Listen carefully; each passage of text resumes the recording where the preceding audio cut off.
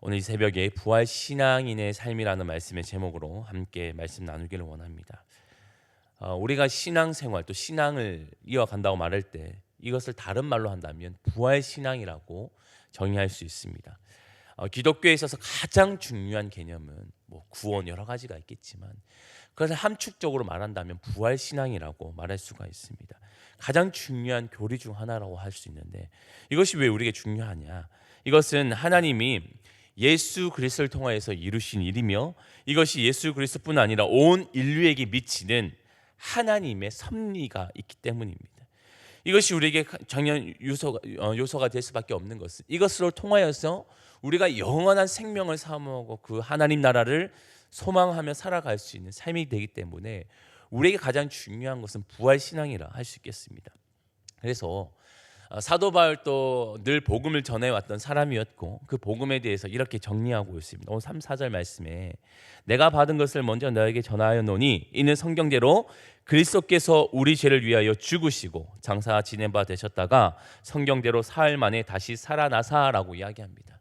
사도 바울이 줄곧 전했던 복음을 뭐라고 말하고 했냐면 예수 그리스도의 부활하심, 부활 신앙에 대해서 전했다라고 이야기합니다. 그래서 우리가 복음이라고 말할 때에는 예수님을 전한다라고 말하는데 그걸 더 세부적으로 이야기한다면 예수 그리스도의 부활하심과 또한 그의 부활하심을 통하여서 동참하는 우리도 부활의 생명을 얻는다는 것. 이것이 우리가 말하는 복음이라고 오늘 사도 바울은 말하고 있고 또한 우리도 그것을 전하고 있는 것입니다. 그래서 이 복음이 결국은 온 교회 가운데 전해졌을 뿐 아니라 이것을 통하여서 그것을 견실히 믿고 살아가는 사람들이 성도였다는 것을 이야기합니다. 그런데 오늘 고린도 교회 가운데는 이런 부활에 대한 믿음이 없는 사람들이 등장합니다. 그리고 그것을 의심하는 사람들이 등장하기 시작합니다. 12절 말씀을 보면 이렇게 말합니다. 그리스도께서 죽은 자 가운데서 다시 살아나셨다 전파되었거늘 너희 중에서 어떤 사람들은 어찌하여 죽은 자 가운데서 부활이 없다 하느냐라고 말합니다. 지금 고린도 교회 안에서 분열이 너무나도 많죠.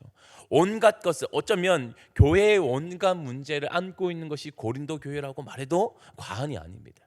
근데 그 중에 하나의 문제가 지금 사도 바울이 전했던 복음, 예수 그리스도의 부활에 대한 복음, 근데 그 부활에 대해서 믿지 않는 자들이 등장하기 시작했다는 거예요. 어떻게 사람이 부활할 수 있느냐? 죽은 자가 어떻게 살아날 수 있느냐라는 것을 이제 부정하는 사람들이 나타나기 시작한다는 거예요. 근데 오늘날 우리도 복음을 전해보면 이런 이야기를 많이 들으시죠. 예수님이 부활하셨습니다. 예수님을 믿으셔야 됩니다. 예수님을 통하여서 우리도 부활 생명을 얻었습니다 라고 하면 사람들은 믿지 않아요. 아니 어떻게 사람이 다시 살아날 수 있느냐? 죽은 자가 어떻게 다시 살아날 수 있느냐? 그것은 불가능하다. 지금 또 어떤 한 사람도 부활한 적이 없다. 살아난 사람이 없다. 죽으면 끝이지. 무슨 이후의 삶이 있냐고. 그것을 부정하는 사람들이 너무나도 많다는 거예요. 근데 이 모습이 오늘 고린도 교회에서 동일하게 나타나고 있습니다. 어떻게 죽은 자가 다시 살아날 수 있느냐? 그것을 믿을 수가 없다. 그것을 믿고 싶지도 않다라고 말합니다. 이런 말은 결국은 오늘 복음에 대해서 전면적으로 대항하는 이야기를 할 수 있겠습니다. 그러면 왜 이런 문제가 나타났을까? 사회적 문화와 환경들을 보면 좀 이해가 되는데 이 고린도 교회 그 시절에 보면 그들이 가지고 있는 기본적인 사상들이 그리스 철학이라는 것이 있습니다. 그리스 철학이 큰 것이 아니라 좀 쉽게 말하면 이원론적인 거예요. 이것과 저것이라 딱 구별해서 보는 것이 이 그리스 철학인데 그들 가운데는 우리가 살아가는 이 땅과 또 영혼을 추구해야 되는 천국이 아니라 이데아라는 또 세계가 있다라고 그들은 생각했습니다. 그래서 우리의 영혼이 마지막 가야 될 곳은 이 땅을 벗어나서 이데아라는 세계에 가야 된다라는 그런 생각을 갖고 있었습니다. 근데 그 생각의 다른 표현은 우리의 육체는 우리의 영혼이 선한 영혼들을 가둬놓는 감옥이라고 생각했던 거예요. 그래서 육체에서 빨리 벗어나야 된다. 육체에서 벗어나는 것이 우리가 이데아로 갈 수 있는 유일한 방법이야라고 말하는 것이 그리스 철학이었습니다. 근데 이 철학이 오늘 고린도 교회 성도들의 생각에 저변에 깔려져 있었습니다. 이것은 마치 우리 한국 교회와 마찬가지. 우리 한국 교회 성도들도 기본적으로 가지고 있는 것이 이 유교적인 사상들이 가지고 있죠. 우리가 어떻게 해야 된다, 예의를 갖춰야 된다. 그래서 우리가 가지고 있는 예배 형식 가운데서도 이 유교적인 사상들과 조금 결합되어서 행해지는 것들도 많이 있거든요. 마찬가지입니다. 오늘 고린도 교회 성도들 가운데서도 그 생각이 기본적으로 그리스 철학이 가지고 있는 이 이데아, 이원론적인 생각들을 가지고 있었다는 거예요. 근데 그들의 생각을 보니 우리가 육체에서 벗어나서 천국에 가야 되는데, 그들이 생각과 결합하여서 우리는 천국에 가야 되는데 왜 육체 이 악한 곳에 계속 가둬두려고 하느냐. 육체가 부활하면 다시 악한 것에 갇히고 우리를 감옥에 가두는 일들인데 왜 육체의 부활을 계속 이야기하느냐라고 주장을 하는 거예요. 그래서 그들은 육체의 부활을 믿고 싶지 않은 거예요. 이제 우리가 죽었으면 이제 영혼이 자유롭게 되면 그것이 천국에 가면 되지, 왜 육체의 부활을 통해서 다시 또 가두고 이런 일들을 반복하면 안 된다는 것이 오늘 고린도 교회 성도들 가운데 나타났고, 그들 안에는 이 부활 신앙에 대해서 대항하는 사람들이 나타나게 되었던 것이죠. 그런데 이런 생각들 가운데 사도 바울은 이렇게 정의합니다. 우리의 육체의 몸은 악한 것이 아니다. 우리의 몸은 악한 것이 아니라 오히려 하나님이 거하실 처소다라고 이야기합니다. 그래서 우리 성도님들 성경 읽다 보면 사도 바울이 몸에 대해서 설명을 잘하고 있습니다. 고린도전서 1장에서부터 쭉 읽어 나가면 몸에 대한 이야기를 많이 하는데 그 몸에 대해서 부정적으로 이야기하지 않아요. 몸은 주가 거하실 처소, 우리가 이것을 통해서 하나님께 영광을 올려야 된다, 이런 이야기를 하고 있어요. 의도적으로 이야기하고 있습니다. 그래서 몸은 악한 것이 아니라 오히려 우리의 몸을 통하여서 하나님께 영광을 드려야 되고 하나님의 영광을 드러내는 그런 곳이 바로 우리 육체라는 것을 이야기하고 있는 것입니다.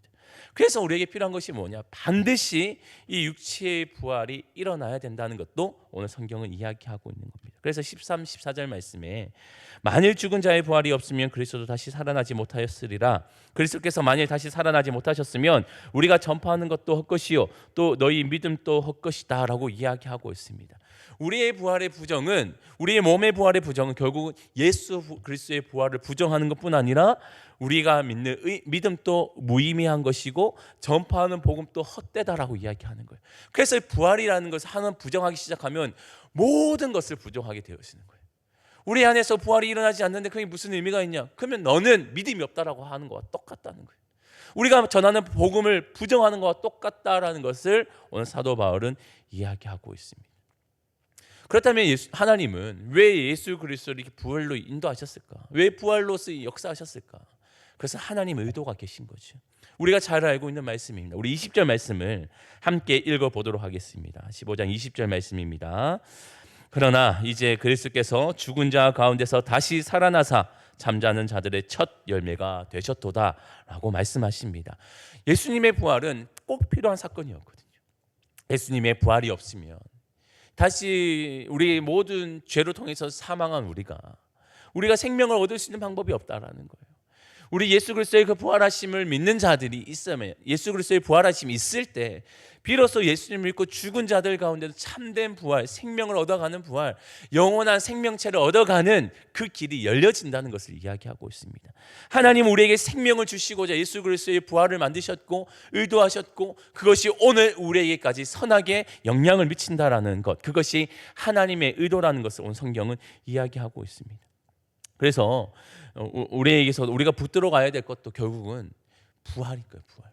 죽음 이후에 이루어질 부활 신앙을 붙들고 살아가는 것, 그것이 오늘 우리에게 필요하다라고 오늘 이야기하고 있습니다. 많은 이들 가운데서, 성도들 가운데서 이런 의심하는 부분들도 나타난다는 거예요. 정말 내가 부활할 수 있을까? 예수님의 부활을 믿을 수 있을까? 의심하는 사람들이 너무나도 많아요. 그런데 성경은 줄곧 이야기하고 있습니다. 그리스도의 부활은 사실이었고 분명히 일어났던 역사적인 사실이며 또한 우리 또한 그 부활의 동참함을 통하여서 영원한 생명, 부활의 신앙을 갖게 되어진다는 것을 오늘 이야기하고 있습니다. 그리고 부활 신앙은 단순히 미래적인 것, 우리가 죽었을 때 그 이후에 예수님이 다시 재림하시는 그때에 부활 생명체가 되는구나 라는 것뿐 아니라 오늘을 살아가는 현 시간에도 너무나도 중요하다는 것을 성경은 이야기합니다. 우리 17절 말씀도 다시 한번 읽어보겠습니다. 17절 말씀입니다. 그리스도께서 다시 살아나신 일이 없으면 너희의 믿음도 헛되고 너희가 여전히 죄 가운데 있을 것이요 라고 말합니다. 부활신앙은 단순히 우리 미래지향적인 것뿐 아니라 지금 살아가는 우리의 삶 가운데도 너무나도 밀접하게 역사한다는 것을 이야기합니다. 그리스도께서 다시 살아나신 일이 없으면 너희의 믿음도 헛되고 너희가 여전히 죄 가운데 있을 것이다. 우리가 그것이 없으면 여전히 죄 가운데 살아간다는 거예요. 그런데 예수 그리스도의 부활하심의 사건이 있고 그 사건이 있기 때문에 우리가 더 이상 죄 가운데 살아가는 것이 아니라 하나님 안에서 거룩한 삶을 살아내고 더 이상 죄가 아니라 참된 진리의 길, 생명의 길로 살아가게 되는 삶으로 바뀌어졌다는 것을 이야기합니다. 다시 말해 이것은 오늘 우리가 살아가는 성도의 삶 가운데서도 부활 신앙인의 삶을 살아갈 때에도 거룩한 삶을 쫓아가고 그리스도와 걸어가셨던 그 길을 본받아 살아가는 삶으로 이어진다는 것을 이야기하고 있어요. 그래서 부활 신앙은 더 이상 죄 가운데 살아가는 것이 아니라 하나님이 기뻐하시는 거룩한 삶을 살아가는 그 삶으로 인도하시며 하나님의 자녀답게 살아가는 삶으로 우리를 인도하신다는 것을 이야기합니다.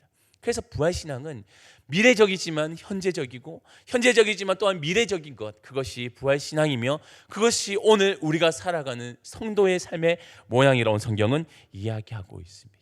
그래서 우리는 이 부활신앙인의 삶으로 지금 또 살아가고 있는 것이고 그것을 늘 소망하고 붙들며 살아가야 되는 것, 그것이 오늘 우리의 삶이라 성경은 이야기하고 있습니다.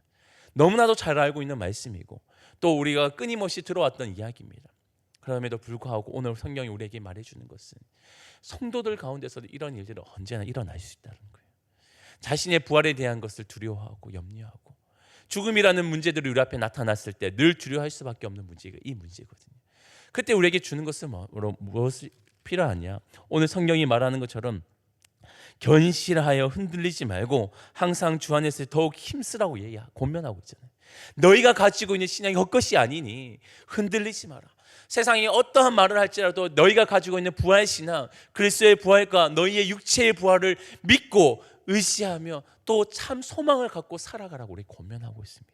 그러니 우리에게 오늘 필요한 것도 이 부활신앙을 붙들고 오늘 우리에게 주어진 삶을 살아내고 또한 이것을 소망하며 많은 사람에게 참된 복음을 전하며 살아가는 그 삶을 오늘 우리에게 권면하고 있습니다. 오늘 한날 석에서 더욱더 주의 복음을 견실히 믿고 또 그것을 전하며 살아갈 수 있는 우리의 삶이 될 수 있기를, 부활신앙인의 삶을 살아낼 수 있기를 주님의 이름으로 축원합니다. 아멘. 기도하겠습니다. 하나님 감사합니다. 오늘 말씀을 통하여서 다시 한번 우리가 부활신앙인임을 또 그런 삶을 살아가고 있음을 다시 한번 돌아봅니다. 하나님, 우리 안에 끊임없이 찾아오는 도전들이 있습니다. 그것을 믿지 못하게 하는 말들이 있고 사상들이 있습니다. 하나님, 그러나 그것이 결코 우리를 넘어뜨릴 수 없는 것은 예수 그리스도의 부활이 사실이며 또한 그것을 우리가 믿고 또한 우리 또한 그 부활에 참여하고 살아가는 삶이기에 우리는 결코 넘어질 수 없습니다. 주님, 그러하오니 우리의 믿음을 굳게 붙들어 주시고 우리가 믿고 있는 이 복음을 잘 전할 수 있도록 우리의 삶을 인도하여 주옵소서. 또한 이것이 너무나도 현재적인 것을 믿사오니 오늘 우리 삶 가운데서도 하나님의 자녀답게 온전히 살아날 수 있도록 우리를 도와주시고 견실한 믿음 안에 살아갈 수 있는 우리의 삶이 될 수 있도록 또한 인도하여 주옵소서. 그렇게 오늘 우리 한날을 붙들어 주실 줄 믿사오며 거룩하신 예수님의 이름으로 기도합니다. 아멘.